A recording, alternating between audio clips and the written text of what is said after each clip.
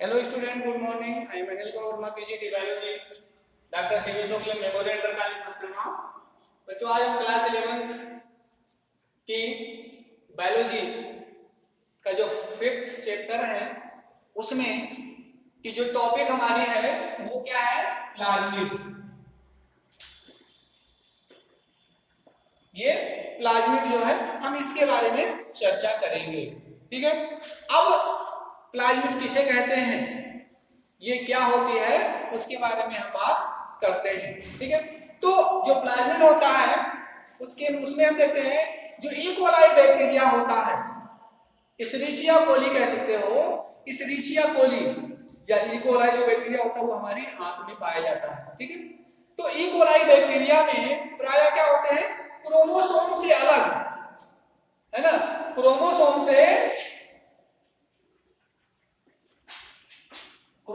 से अलग कुछ पदार्थ होते हैं, अतिरिक्त, है ना, अतिरिक्त क्या होते हैं, एक्स्ट्रा क्रोमोसोमल जेनेटिक मटेरियल पाए जाते हैं।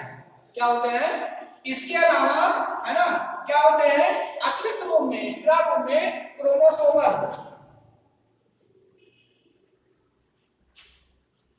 क्रोमोसोमल जेनेटिक मटेरियल पाए जाते हैं, आनुवंशिक पदार्थ, क्रोमोसोमल आनुवंशिक पदार्थ पाए जाते हैं, जेनेटिक मटेरियल पाए जाते हैं, होते हैं, है ना, उसी को हम क्या कहते हैं, प्लाज्मिड कहते हैं। इससे समझ ले कि ई कोलाई बैक्टीरिया में प्रायः क्रोमोसोम से अलग कुछ ऐसे अतिरिक्त पदार्थ पाए जाते हैं, किस रूप में, क्रोमोसोमल जेनेटिक मटेरियल के रूप में होते हैं, जिसे हम क्या कहते हैं, प्लाज्मिड कहते हैं। क्या कहते हैं, हम उसे प्लाज्मिड कहते हैं, ठीक है। ये तो प्लाज्मिड की बात हो गई। जो कैप्सूल्स होते हैं, ये कह सकते हो कि जो प्लाज्मिड होता है वो ऐसे कैप्सूल, है ना, इसके अंदर इसको कवर, अंदर का जो खुराक होता है, या ये कह सकते हैं ऐसे उसको एक ऐसी संरचना के अंदर कोई जीव जो है हो, ठीक है, जो इसमें पाया जाता हो आनुवंशिक पदार्थ के रूप में बैक्टीरिया में, वो क्या होता है, प्लाज्मिड होता है। अब हम देखते हैं ईपीसोम के बारे में, इसके बारे में, एपीसोम के बारे में हम बात करते हैं, ठीक है। वह अब प्लाज्मिड और एपीसोम लगभग मिलते जुलते हैं, है ना। वह प्लाज्मिड, ठीक है, वह प्लाज्मिड जो मुख्य क्रोमोसोम, है ना, जो मुख्य क्रोमोसोम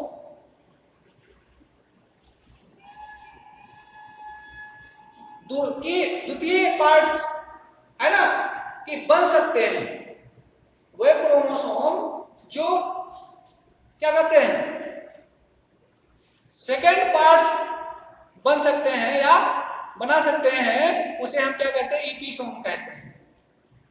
क्या कहते हैं, ईपीसोम कहते हैं, ठीक है। अब फिर से देख लें इसको, है ना,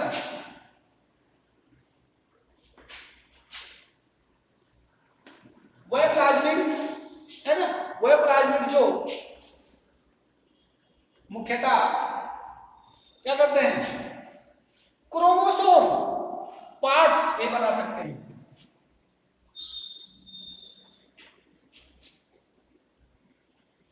क्रोमोसोम पार्ट बना सकते हैं, उसे हम क्या कहते हैं, एपीसोम कहते हैं, उसे क्या कहते हैं, एपीसोम कहते हैं, ठीक है।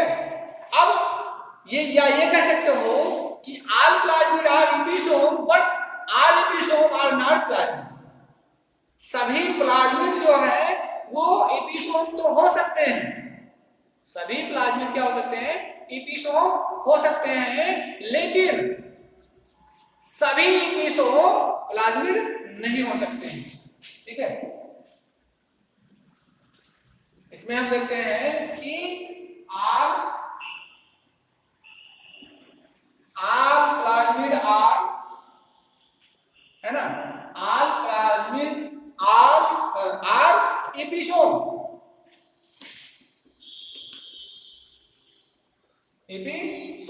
बट all episome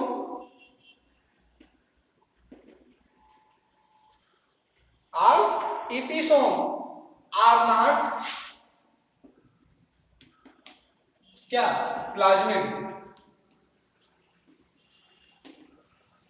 है ना, ये चीज, यानी कि सभी जो प्लाज्मिड होते हैं वो क्या हो सकते हैं, एपिसोम हो सकते हैं, लेकिन सभी जो एपिसोम होते हैं प्लाज्मिड नहीं हो सकते। क्यों? क्योंकि प्लाज्मिड जो एपिसोम होते हैं, है ना, एपिसोम इसको बना सकते हैं, क्या कर सकते हैं, बना सकते हैं, पर ये जो है वो ये चीज नहीं कर सकता। इससे ये बन सकता है, एपिसोम से प्लाज्मिड बन सकता है, लेकिन प्लाज्मिड से एपिसोम नहीं बन सकता है। इसलिए सभी प्लाज्मिड एपिसोम हो सकते हैं, होते हैं, लेकिन सभी एपिसोम प्लाज्मिड नहीं होते हैं। ठीक है, ये चीज हो गया। अब हम देखते हैं कि जो न्यूट्रिशन की बात आती है, किसकी, बैक्टीरियल न्यूट्रिशन की बात आती है।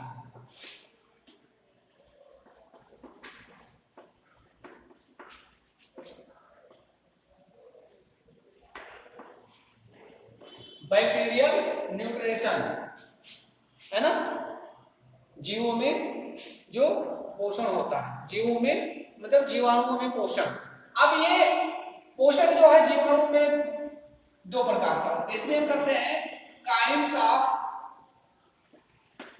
न्यूट्रिशन इन बैक्टीरिया, मतलब जीवाणुओं में पोषण के प्रकार। ठीक है, तो ये जो है जीवाणुओं में जो पोषण होता है वो कितने प्रकार, दो प्रकार से होता है। Two type of in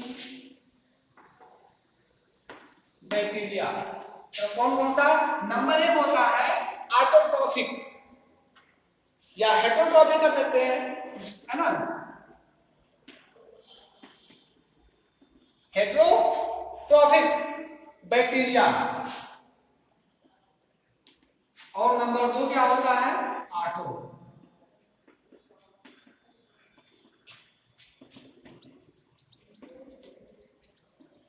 autotrophic bacteria. Heterotrophic bacteria के बारे में हम देखते हैं। जो हेटरोट्रोफिक बैक्टीरिया होते हैं ये कितने प्रकार, ये 3 टाइप के होते हैं, है ना, ये 3 प्रकार के होते हैं। कौन कौन से होते हैं, पैरासाइट, ये जो है जो 3 है इसके, वो कौन कौन से हैं, जो ऑटोट्रोफिक है, हेटरोट्रोफिक है, उसमें ये तो 3 प्रकार के होते हैं, है ना। पहला क्या होता है, पैरासाइटिक होता है, जिसे हम क्या कहते हैं, परजीवी कहते हैं। क्या कहते हैं, परजीवी कहते हैं, है ना। दूसरा जो होता है, दूसरा क्या होता है, स्पोरोफाइटिक, है ना, ये मृतोपजीवी होते हैं।